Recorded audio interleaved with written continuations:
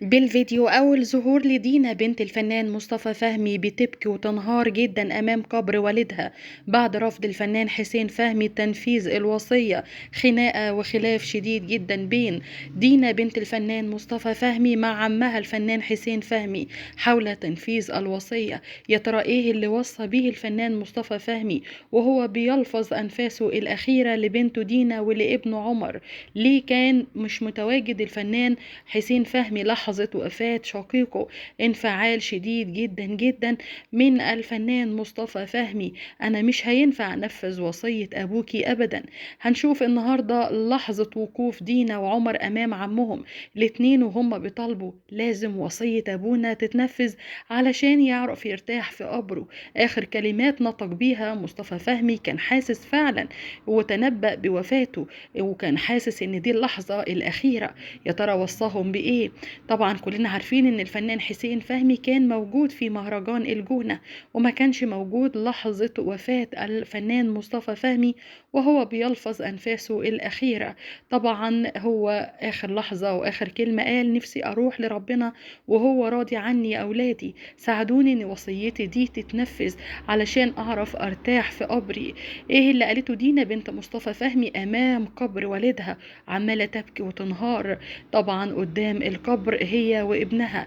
طبعا الفنان مصطفى فهمي من وقت وفاته وهو متصدر كل مواقع التواصل الاجتماعي، تساؤلات كتيرة جدا عن أول ظهور لبنته دينا وظهور ابنه وانهياره الشديد جدا جدا بعد وفاة والده. ظهروا بتشييع الجنازة. بنت الفنان مصطفى فهمي مين هي؟ طبعا كلنا عارفين انه اتجوز 3 زيجات خلال حياته. أول زيجة من سيدة اسمها كارميلا من إيطاليا، وحدثت بينهم قصة حب كبيرة وبعد كده انتهت بالزواج وأنجب منها ابن عمر وبنته دينا. دينا بنته الوحيدة طبعا، وعمر كمان عنده أخ غير شقيق طبعا من غير الأم. الفنان مصطفى فهمي أيضا اتجوز مرتين بعدها من طبعا الإعلامية فاتن موسى، وكمان اتجوز مرة من رانيا فريد شوقي رحمة الله عليه. طبعا أولاده كانوا موجودين معاه بعد خلاف شديد جدا جدا في فترة من الفترات، ولكن بعد تعبه كانوا متواجدين معاه طول الوقت. دينا ظهرت وهي أثناء تشييع جثمان والدها وهي كانت منهارة وبتبكي وهي بتودعه المسواء الأخير. الوصية بتاعته اللي قالت أنا لازم هنفذ وصية أبويا عشان يرتاح، واللي تم الكشف عنها.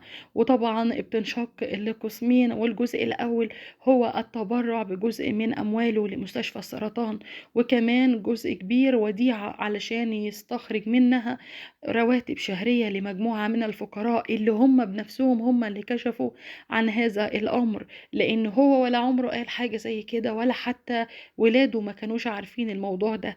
وطبعا دي من علامات حسن الختام إن الحاجات دي تظهر على ألسنة الناس اللي كانوا موجودين لحظة تشييع جثمانه، على الرغم ان الجنازة كانت سرية جدا جدا.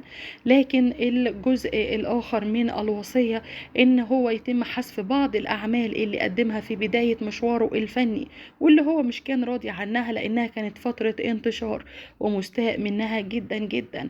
علشان كده دينا وعمر كانوا موجودين وهو بيقول كده، لكن عمهم كان في مهرجان الجونة وصاهم ان هم يحذفوا الأعمال دي، خاصة ان هو نفسه يقابل ربنا وهو راضي عنه وما يكونش فيه مشاكل.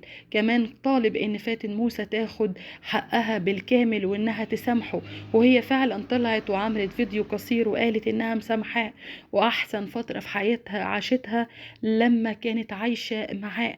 طبعا الاعمال ديت قالوا الوصية لعمهم، لكن هو قال لهم ان الاعمال دي مش هتتحذف ابدا. طبعا دينا اتضايقت جدا هي واخوها وقالوا له ليه مش عايز تخلي ابونا يرتاح في قبره؟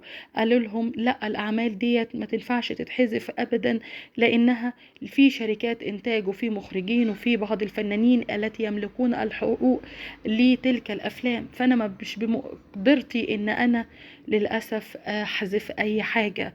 طبعا هي كل يوم بتروح قدام القبر وبتدعي لوالدها وبتقرا قرآن وبتوزع صدقات وبتقول له كان نفسي جدا جدا أريحك في قبرك، بس والله يا عمي مش موافق على تنفيذ هذه الوصية، ادعوا له بالرحمة.